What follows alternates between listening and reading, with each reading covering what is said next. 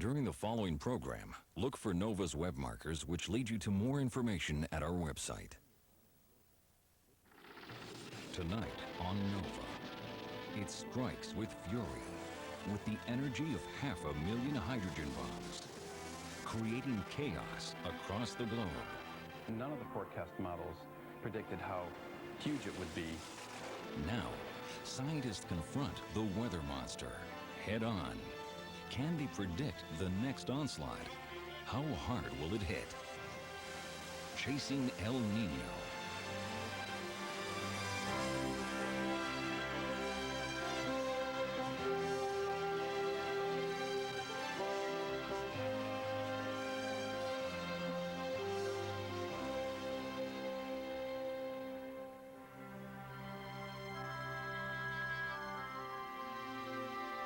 Major funding for NOVA is provided by the Park Foundation, dedicated to education and quality television. This program is funded in part by Northwestern Mutual Life, which has been protecting families and businesses for generations. Have you heard from the quiet company? Northwestern Mutual Life. And by iOmega, makers of personal storage solutions for your computer, so you can create more, share more, save more, and do more of whatever it is you do. iOmega, because it's your stuff. And by the Corporation for Public Broadcasting and viewers like you.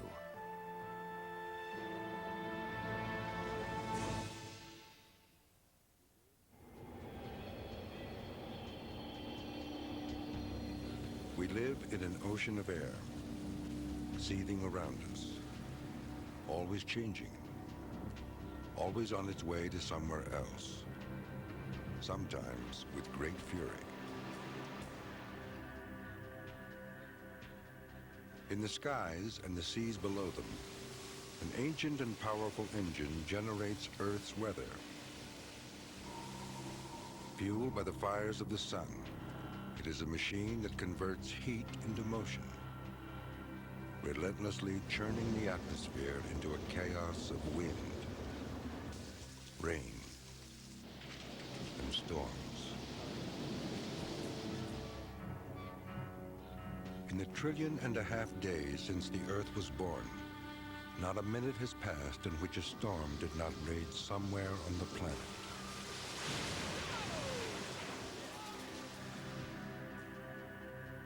But once or twice in a decade, a shift occurs, and hidden energies surge through the system.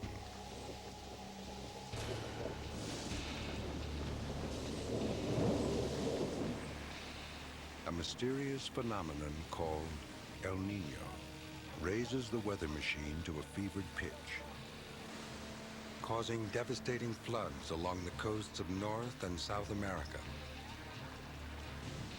Then, El Nino's influence reaches beyond the Pacific coasts, turning lush fields into drought-ridden wastelands, chilling winter rains into lethal ice, transforming dense forests into raging infernos. Only the seasons have a greater influence on global climate than El Nino. Despite its enormous impact, in many ways it remains a mystery. What causes it? What determines how strong it will be? A handful of scientists have embarked on a quest to uncover its secrets. Mike McFadden, an oceanographer, has spent 20 years chasing El Nino.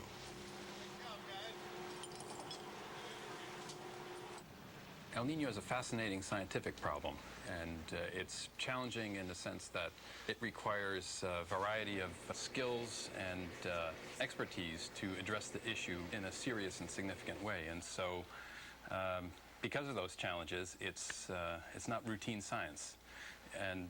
And furthermore, it's science in service to mankind, you might say, that the impacts of El Nino are felt worldwide, and so It's more than just an academic exercise to try and understand it, but it has real value to people all over the planet.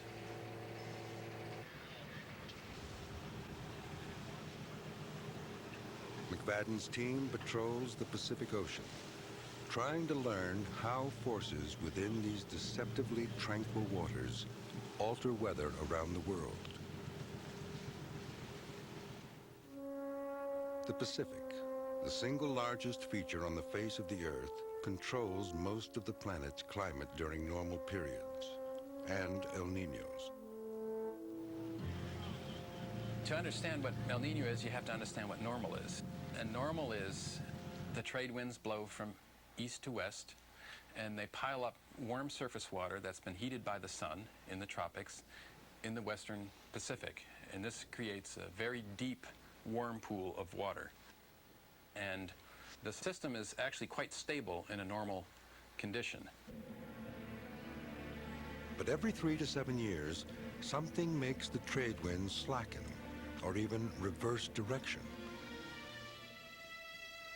Then the warm water that the winds normally push towards Australia and Indonesia sloshes back across the Pacific toward the South American coast.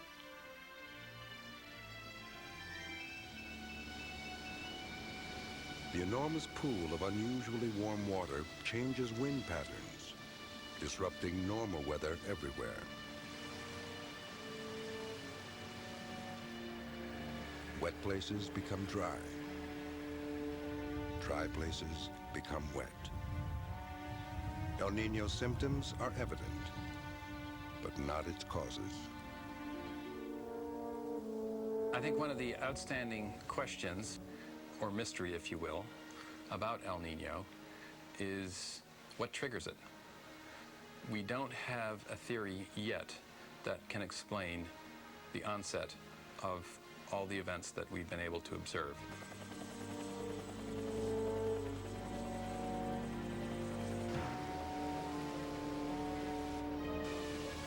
In order to understand El Nino and to be able to predict more precisely when it will occur, Mike McFadden and a group of scientists from the National Oceanic and Atmospheric Administration needed more information from the Pacific. Their work began in 1984 at NOAA's Pacific Marine Environmental Laboratory in Seattle.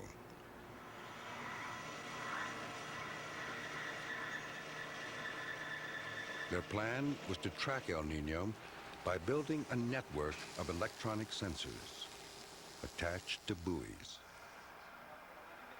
These buoys measure all the critical environmental parameters you need to know for understanding El Nino. They measure the surface winds, the surface temperatures, the upper ocean temperatures, and at some locations they measure ocean currents.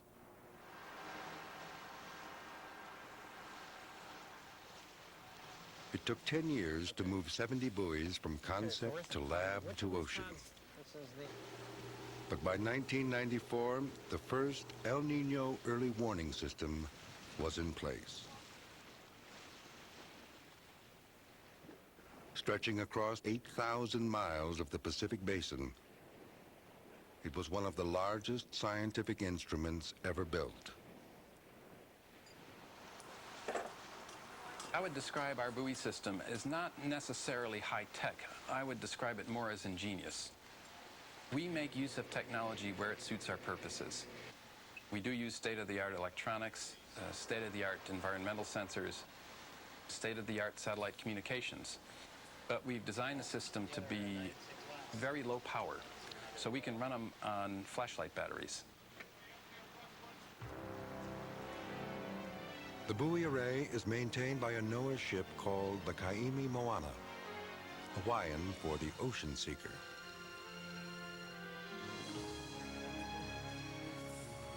The crew of scientists and sailors spends 260 days a year tending the system. Each buoy has a satellite transmitter, so we know where it is at any given time. In the particular case of a buoy at 2 South, 95 West, we saw it move 20 miles from its deployment location over a period of several days, and then it suddenly stopped transmitting. So on our regularly scheduled cruise down this line of buoys, we diverted to the location of the last satellite transmission and then began to scout the area for what we hoped to be the finding of this errant buoy. We were looking at the schedule. Mike McFadden joins Captain Mark Kane and Chief Scientist Mark Oblandi in the search to find the lost buoy that cost $50,000 to build, but is priceless in terms of the data it gathers. The buoy is missing from the eastern edge of the array, where El Nino's warmest waters approach the South American coast.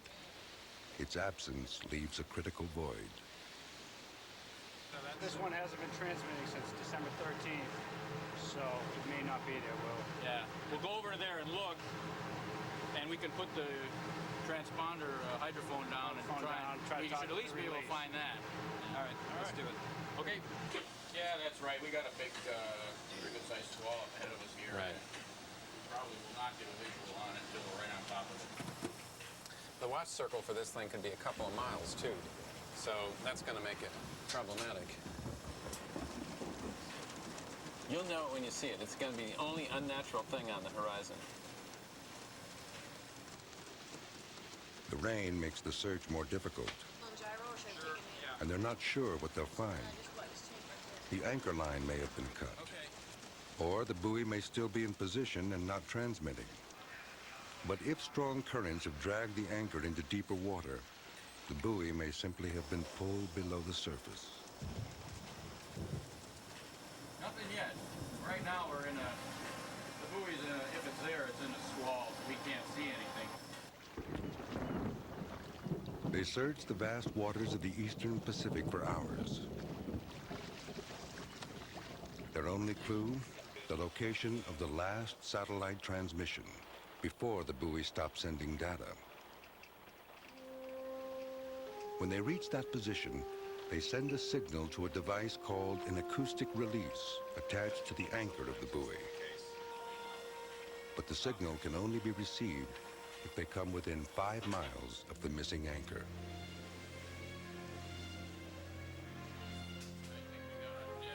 For several hours, there is no response. Perhaps the buoy has drifted. Finally, they have some luck. Yeah, we got it. The ship's repeated queries are received by the acoustic release, which beams a reply signal back to the ship.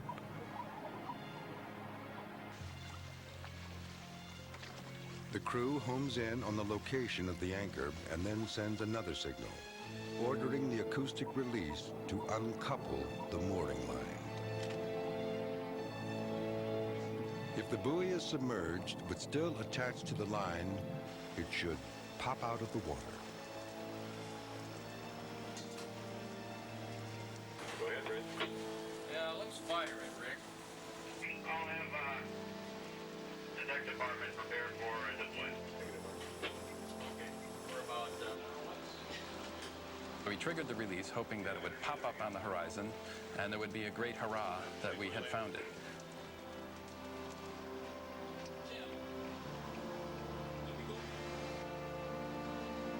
nothing, huh, guys? 0.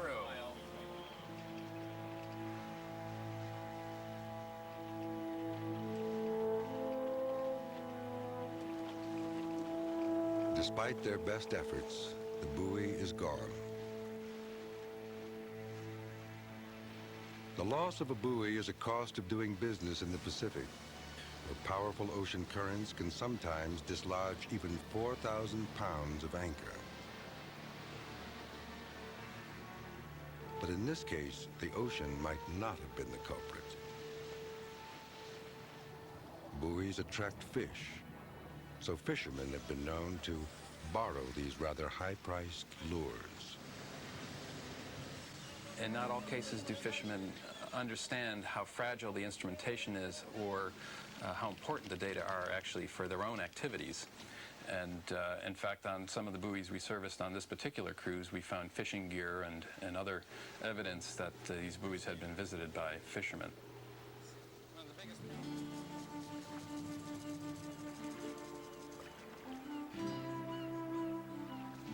Peruvian fishermen have always been the first to know when an El Nino was underway, and the first to suffer its consequences.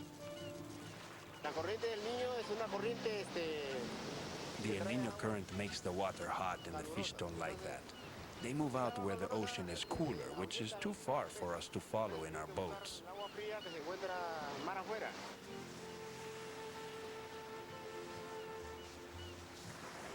In most years, Peru is the #1 fish exporter in the world, mainly of anchovies and sardines processed into fish meal. But during a major El Nino in the early 1980s, the industry collapsed.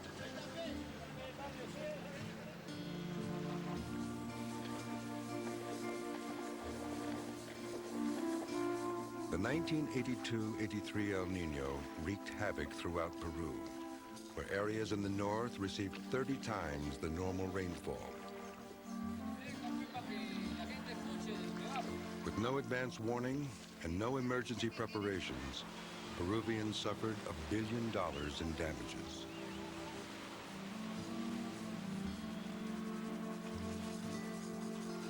Reaching well beyond Peru's borders, El Nino's worldwide toll would rise to $13 billion in property and crop losses.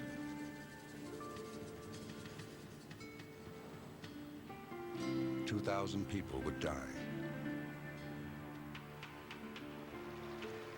For the first time, El Nino would be recognized as a force of global influence. As a scientist who's based his career on the study of El Nino, you sometimes lose touch with the human dimension. And to see the flooding and the inundation was a very moving experience because it reminds you and humbles you that this phenomenon affects the lives of so many people. And makes you understand and appreciate the importance of what it is you do and the hope that that information that you generate can be used in ways that can mitigate against some of this human suffering.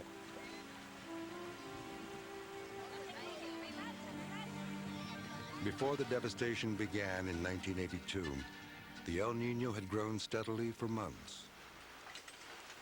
But with no buoy array at the time, the scientific community was caught off guard. Climate scientist Tim Barnett of Scripps Institution of Oceanography was one of dozens of experts in the early 1980s who was watching for El Nino. In September of '82, there was a conference on El Nino, and everybody was there. And I think it was the consensus of that conference, or at least most of the people, there would be no El Nino that year. And of course, we were 2 months away from the height of what at that time was the biggest El Nino of the century. Unfortunately for the climatologists, they'd been misled by a volcano. In Mexico, El Chichinal had recently and violently erupted. Highly reflective mist from the volcano had obscured the vision of satellites circling above, falsely lowering readings of sea surface temperatures by several degrees, masking the growing El Nino. On the eve of the next major El Nino, forecasters would have a new weapon in their diagnostic arsenal. They'd have the buoy array.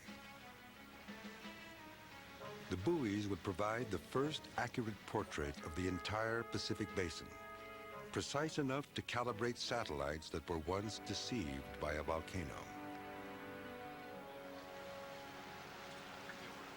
I think the strength of the El Nino observing system is that we have both a combination of satellite measurements and in the ocean measurements. The satellites give you a global picture. Unfortunately, they see only the surface. If you want to understand what's going on below the surface, you have to put instrumentation into the ocean.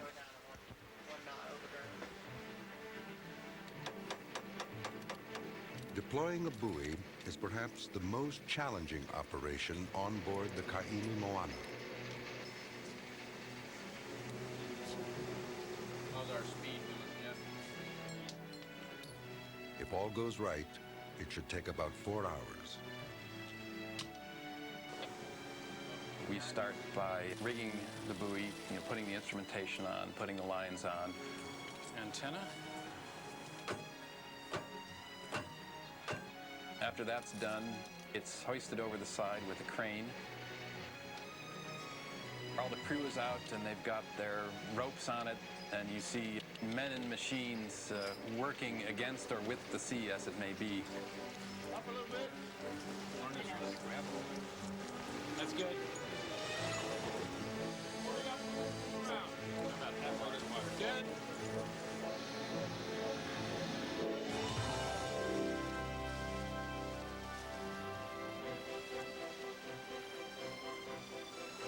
Once the buoy is in the water, the crew reels out nearly 3 miles of mooring line, which carries sensors to measure water temperatures and currents at various depths.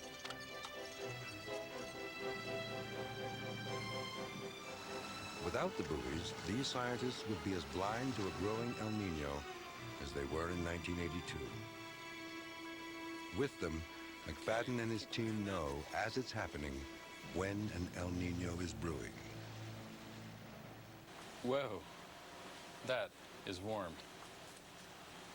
29.8. That's why we can't run the engines at full speed. Can't cool them in water this warm. Water temperature of nearly 86 degrees Fahrenheit, roughly 15 degrees above normal in this part of the Pacific, is a definite symptom of El Nino. One of several indicators the buoy array measures to detect an impending event. In December of 1996, the first hints of a change began blowing in the Pacific. Suspicious wind pulses started, fluctuations that can sometimes mark the onset of an El Nino, but not always. Then, over the next few months, the buoys detected signs of something more ominous. The trade wind slackened and ultimately changed direction, almost certainly heralding a new El Nino. This time, people were watching. The information from this buoy array is used widely all over the world. Centers for weather forecasting and climate forecasting make use of this data. It's ingested into their computer models. For our model, we know the basic physics that govern the ocean, changes in temperature and currents and so on. And we can write those down as a set of mathematical equations. Now, once you have this large set of mathematical equations, they're too complex to sit down and just write the answer out on a piece of paper. So that's when you turn to the computer and program the computer to solve those for you. And the net result of that's called a model. And the net result of that then is an El Nino forecast.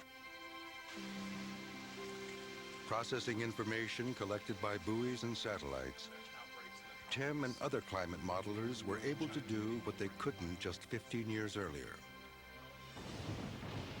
See an El Nino coming. Within weeks of their forecast, warm water began racing towards South America at a rate of up to 150 miles a day.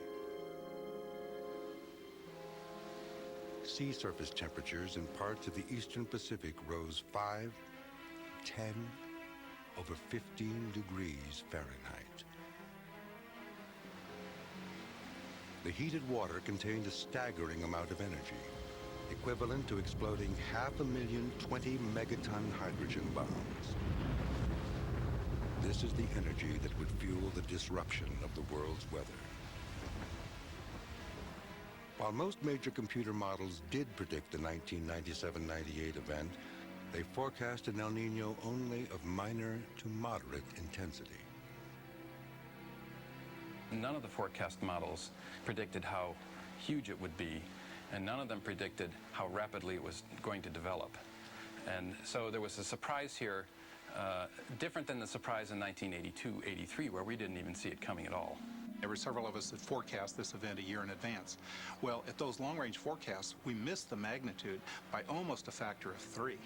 Almost a factor of 3. We would have said yes in January of last year there's going to be a mild or moderate El Nino. Well, it was a whopper.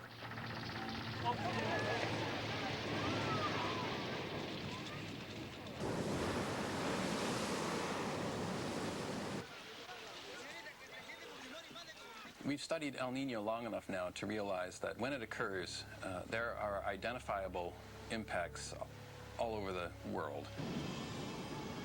The heavy rains and flooding in North and South America, droughts in South Africa, droughts over the Indian subcontinent.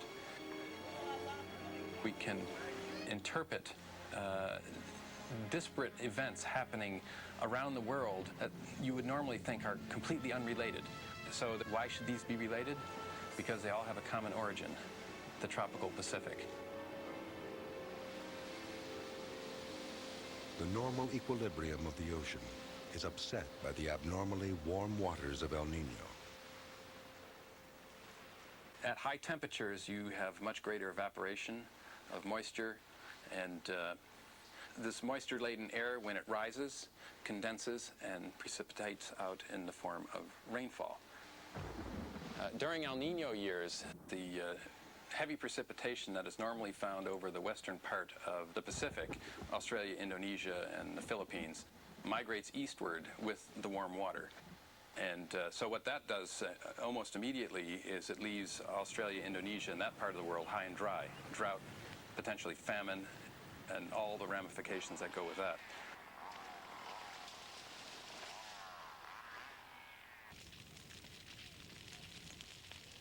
In Indonesia, farmers light fires every year to clear forests for planting. Normally, they can rely upon the rains of monsoon season to douse the flames. But during the El Nino-induced drought, fires raged out of control, filling the air with choking smoke, pushing pollution levels to record highs, and sending tens of thousands of people to seek medical aid for respiratory ailments. All because the rain moved eastward. When you change this precipitation pattern, you're also changing the heating for the general circulation of the atmosphere.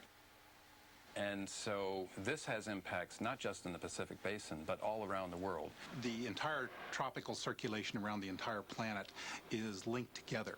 And so when you have an El Nino, let's say in the Pacific, it affects that entire circulation, which affects the winds and the rains and so on over the Indian Ocean and somewhat over the Atlantic. I think we were all sort of stunned to see that this patch of water in the Pacific Ocean could have impacts on such far-reaching areas of the globe, as has now been shown quite clearly. When El Nino's pool of exceptionally warm water evaporates off the ocean's surface, it doesn't just form clouds.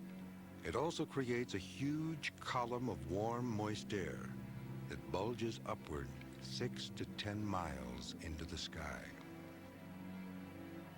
Like a boulder in a river, this mass of air forces winds to flow around it, displacing the jet streams and the weather patterns they deliver to the rest of the world. The El Nino is not a storm. There are not El Nino storms. There are storms all the time, whether there's an El Nino or not. I think people think of it like that.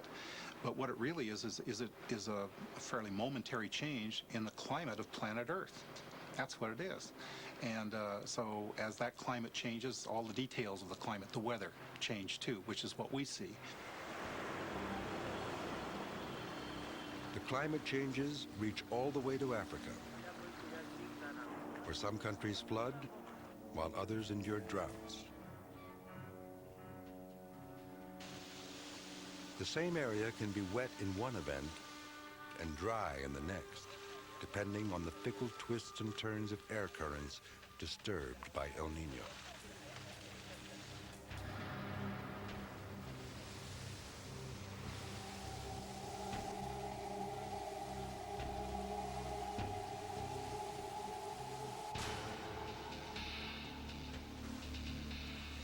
Dislocated jet streams deliver fierce storms to California that would ordinarily land far to the north in Alaska or Canada.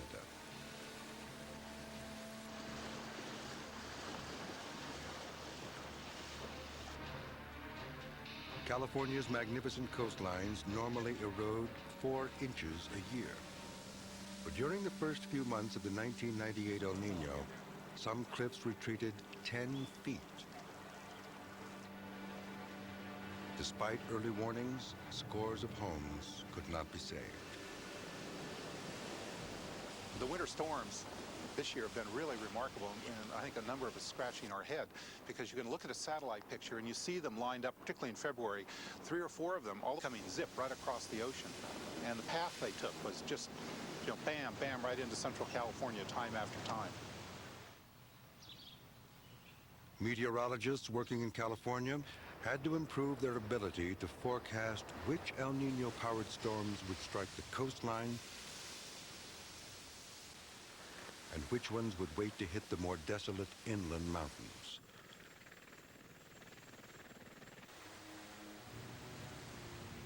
There was an urgent need to know how this global climate event would affect local conditions.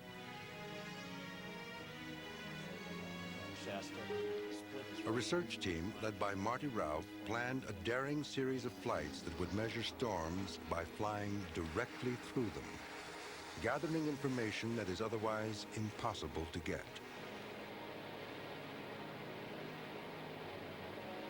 The basic problem is this region out in the Pacific has very limited data. There might be 40 measurements from a handful of ships going through, maybe some commercial aircraft that are flying up at high levels. Over a comparable size area in the U.S., there are probably 20,000 measurements. So we call this the Pacific data void. And one of our objectives is to get detailed measurements out here. With weather radars and wing-mounted sensors, Marty and his team measure wind speed, temperature, rainfall distribution, and atmospheric pressure from within the storm as it heads directly for California's Monterey coast.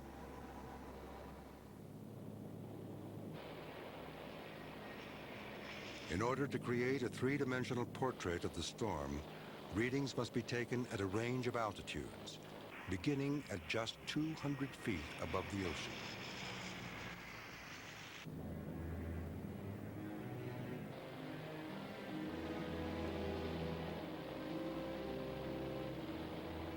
As the plane crosses the storm front, passing from relatively stable cold air to El Nino-energized warm air, the ride gets rougher.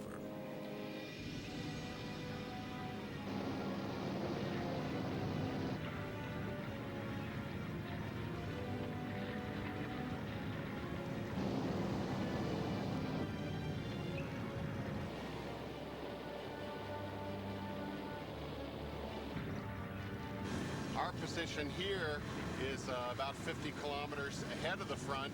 The winds right now at our location are at 50 knots. We could end up with hurricane force winds up here along the coast. El Nino pumped this storm full of tropical heat and moisture, two primary ingredients for enormous precipitation. But Marty's team still couldn't be sure where this storm would hit, inland or at the coast. Then, a few miles offshore, they observed something unexpected. They found a wall of air called a blocking front that was forcing the precipitation out of the clouds near the coastline. We saw something that makes the rain form offshore first before it hits the coast, and that was a blocking front. This may be useful to help forecasters better predict whether to expect the heavy rains right at the coast, where the highways are, where the people live, or inland in the mountains where they usually get them. It's moistening up in that barrier flow. Yep. So where that thing goes up the slope sometime later today, further north, that's going to help create a lot more rain. I was surprised. I thought this area out here was going to be the moist one, but no, the air in there was the moist one. We just discovered something. Yeah. All right. Nobody can argue with what we found today. So I feel like in my career, there's been a handful of times when I sit back and say, you know, I found something new today, really new. And this is one of those days. The discovery of blocking fronts helps explain why parts of California's coastline endured some of El Niño's fury. Still, other places in the United States actually benefited from the climate change. There are winners and losers with El Nino. It's clear that people suffer when there are heavy rains and flooding or droughts and wildfires. But it's not a complete negative phenomenon from that point of view, because it tends to reduce the number of Atlantic hurricanes, for example, and that has a very positive benefit to people who live on the east coast of the United States. The 1997 hurricane season was one of the quietest on record, with only 3 hurricanes, half the number that typically strike. Winds high over the Atlantic, stimulated by El Nino, blew developing hurricanes apart before they had a chance to organize and grow. In the Midwest and northern United States, places that normally bear the brutality of winter weather found relief in El Nino. The winters in the Pacific Northwest and the northern tier of the United States tend to be warmer, and that reduces heating costs. It's a two-sided coin. On average, I would say it's more negative than positive, though, for human activities.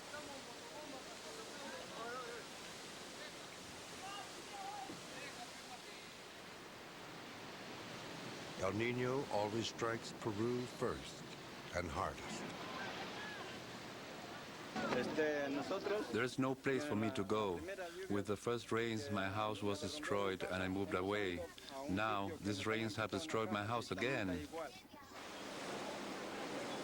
The 1997-98 El Nino left 250,000 people homeless,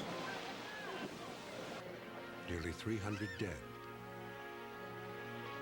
and an unknown number of casualties from malaria and cholera, diseases that inescapably arise from stagnant floodwaters.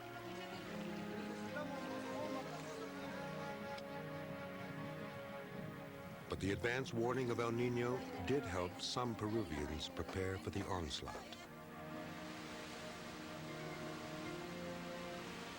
Based on an estimate that every dollar spent on prevention would save $10 in disaster relief, the government began widening some waterways in northern Peru that were sure to overflow. In 1983, it was 6 months or 8 months, not only of water, but of mud. Now, the flood may stay 6 hours, 10 hours, but after that, the city again is clean. That's a big difference. Still, the advanced warning could not bring fish back to Peruvian waters. Independent pescadores, still using reed boats their ancestors have made for generations, cannot earn a living during El Nino.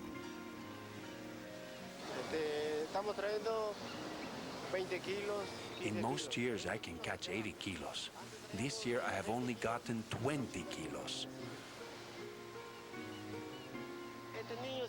This year is much worse than 1982. This is the worst El Nino I have ever seen.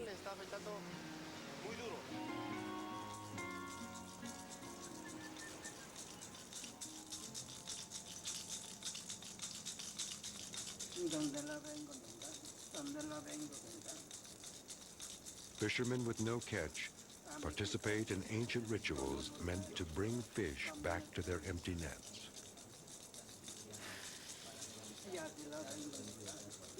Peruvian shamans have been helping their faithful contend with El Nino for centuries. But no one knows just how long and how often El Nino has been influencing the Earth's weather.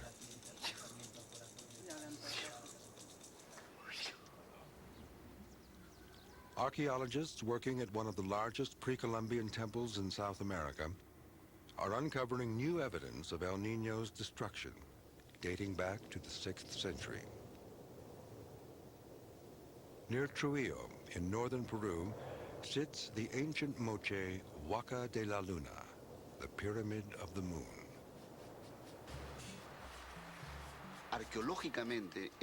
Archaeologically, here at the Huaca de la Luna, we have found 3 events of the El Niño phenomenon that come between 550 and 650 AD.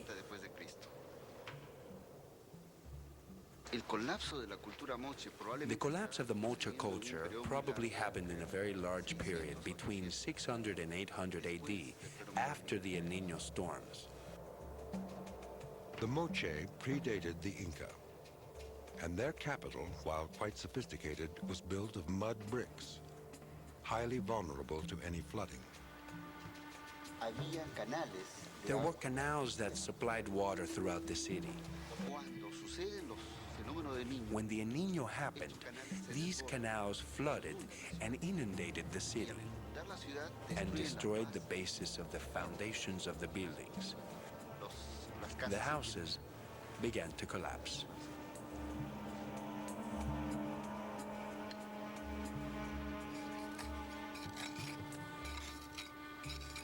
As this flood overran the Moche city, torrential waters deposited smooth stones that could only be found in the riverbed nearly 2 miles away. Testimony to the force of the deluge that overwhelmed these people.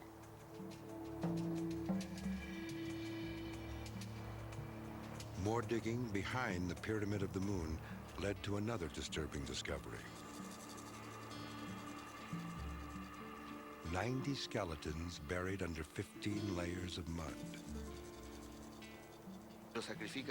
They had all been sacrificed in 3 distinct ways. 1, with a blow to the head, 2, slashing the throat, and 3, with spears.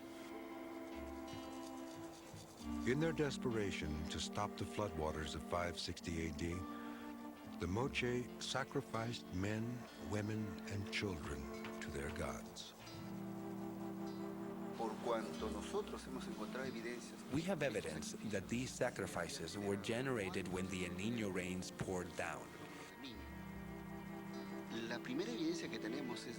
The first is that these enclosures were closed, and the mud could only be caused by very strong rains that melted the adobe walls.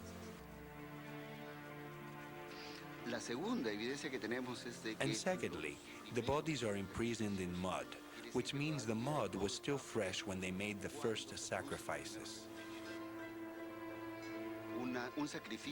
The sacrifice of 90 people represents a symbolic act of the Moches to atone themselves with their gods. It is a chilling reminder of El Niño's power over the course of civilization. But each El Niño also leaves an imprint on nature.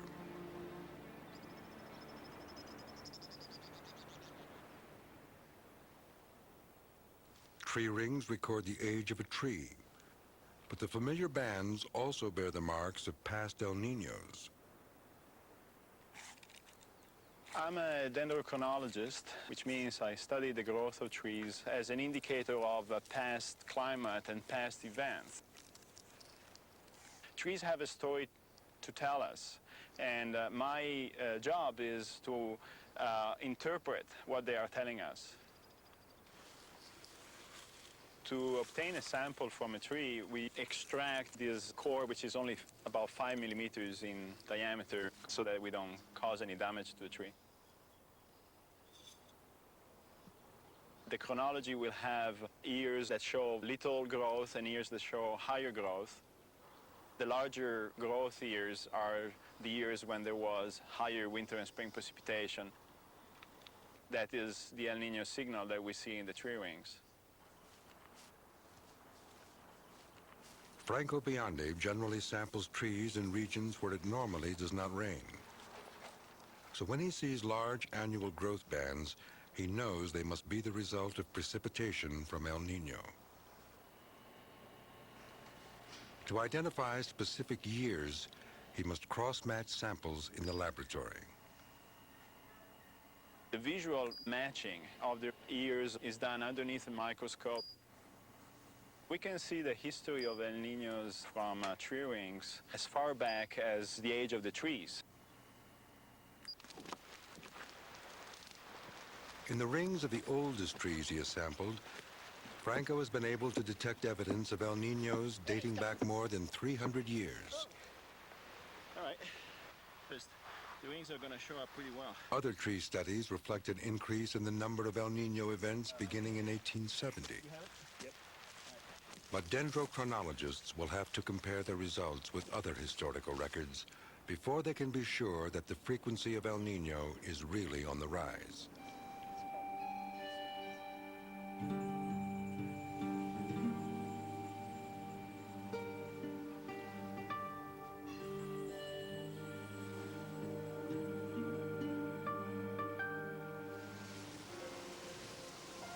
The dramatic history of El Niño's impact on nature can best be seen on the Galapagos Islands.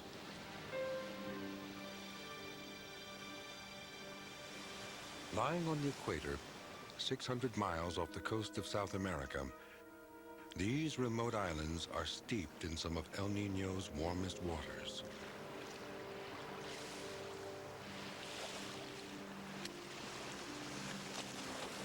Here, the ocean determines who wins and who loses during an El Niño.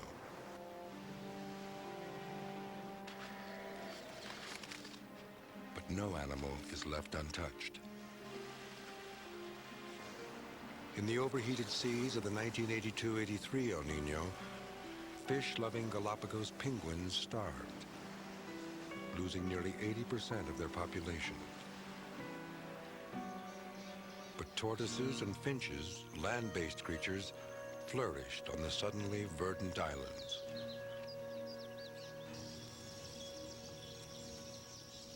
The mystery of the Galapagos is how the species on these islands have adapted over the millennia to the occurrence of El Nino, and how that's changed the course of evolution.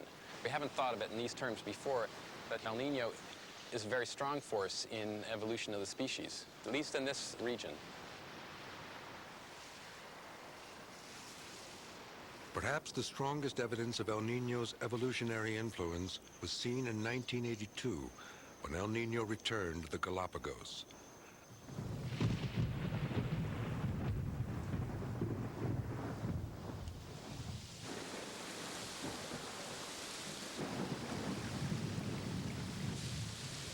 It poured rain for 8 months over these island deserts, triggering an extraordinary response in some of the animals. The medium ground finch, one of the 14 species of birds known as Darwin's finches, always exists with a range of beak sizes. But in the drought that preceded El Nino, large beaks dominated. Then, within just a few months of the onset of the El Nino rains, conditions began to strongly favor birds with smaller beaks. The little beaks were far better suited to feed on the small, softer grass seeds prevalent in the moist climate than the bigger, harder cactus seeds that normally dominate these islands. During the El Nino, the finches began reproducing at a feverish pace. Some birds bred not once, as might be expected, but 8 times. Even juveniles as young as 3 months old started breeding. The change in the climate had turned the finches into mating machines. By the time the rain stopped, the population of all finches had skyrocketed. But continuing abundance of small seeds greatly favored birds with small beaks. On one island, the population of medium ground finches, once dominated by big beaks, had shifted dramatically. This group was now mostly smaller beaked. These finches were changing their form in response to El Nino. Evolution is normally thought to operate on time scales of thousands of years. But here was clear evidence of natural selection producing striking changes in mere months. The remarkable ability of a species to respond to the climate takes a long time to incorporate into a population of animals. And it suggests that El Nino has been visiting these islands for a very long time.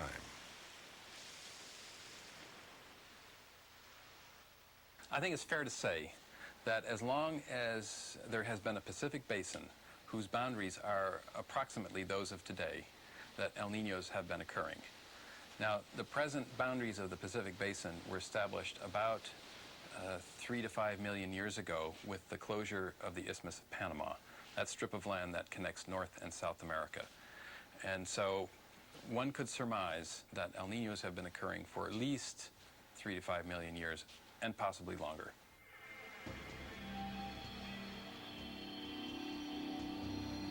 If El Nino has been a natural part of the Earth's climate cycle for so long, predating human presence, it's clear that people haven't caused the phenomenon. But have we changed it?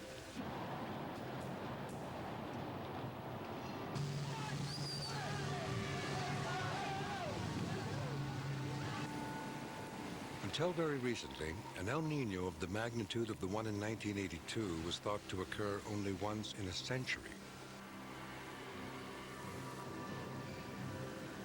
But then, an even greater event struck a mere 15 years later, provoking the question, is there a connection between El Nino and the gradual warming of the Earth's atmosphere? There's the whole global warming issue. I mean, we're doing something to the planet, there's no doubt about that. What the consequences will be, we don't have any idea. It's plausible that change in character of El Nino events may be related to global warming. But there are also other possibilities that can explain the intensity of this event or some of the unusual characteristics of El Ninos in the past 10 to 15 years. The jury is still out as to what the impacts of global warming are. Beyond global warming, many questions remain. Will anyone ever be able to precisely predict when the next El Nino cycle will begin? Where it will hit? And how hard it will strike?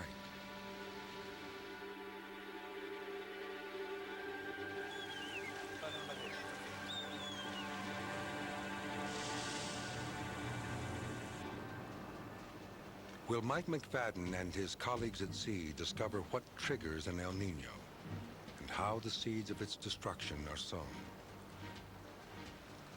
Will the Pacific ever reveal its long-held secrets? When I'm looking at the ocean out on the ship, I'm really not looking for anything in particular. It's more a contemplation.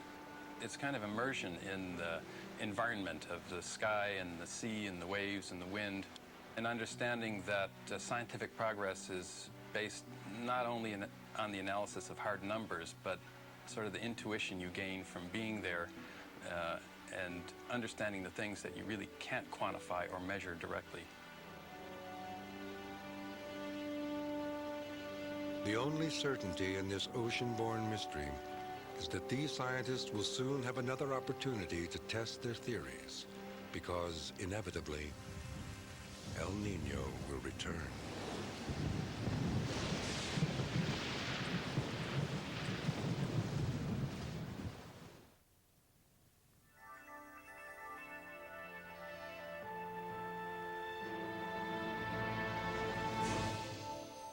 When it does return, will you be ready? Log on to the ultimate El Nino guide on NOVA's website at www.pbs.org.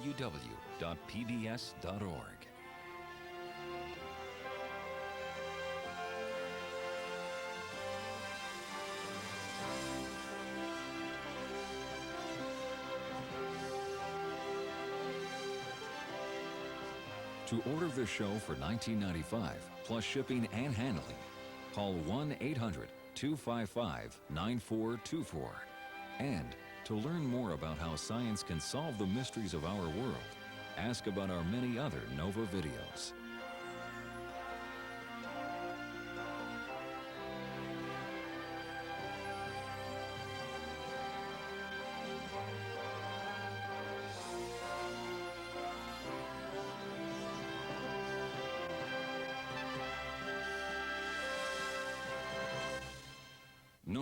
is a production of WGBH Boston.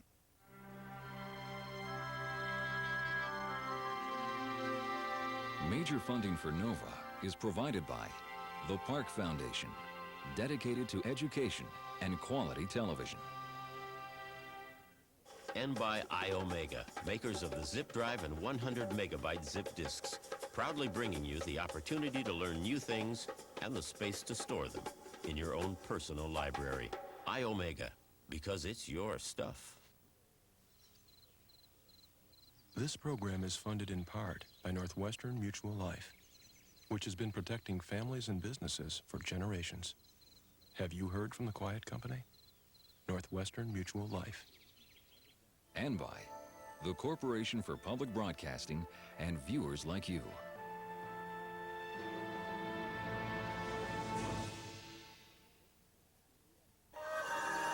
This is PBS. Next time on Nova, 2 killer quakes, exactly 1 year apart. In Japan, deaths in the thousands. In California, damage in the billions. Most frightening of all, the quakes happened at unlikely places. And chances are, they'll happen again. Are these seismic hotspots doomed? The day the Earth shook. That's next time on Nova.